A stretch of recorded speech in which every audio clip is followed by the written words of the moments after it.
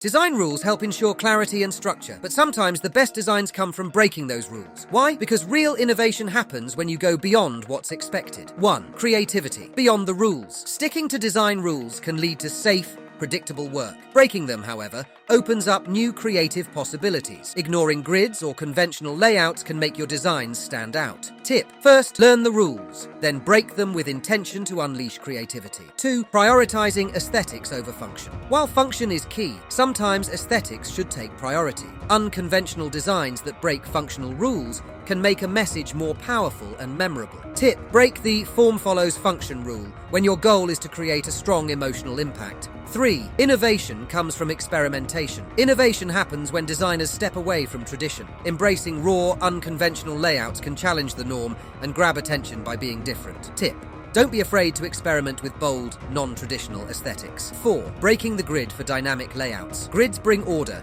but breaking them creates dynamic, engaging designs. Designs that move beyond the grid can add visual excitement and drama. Tip: break the grid when you want to create movement and lead the viewer's eye in unexpected ways.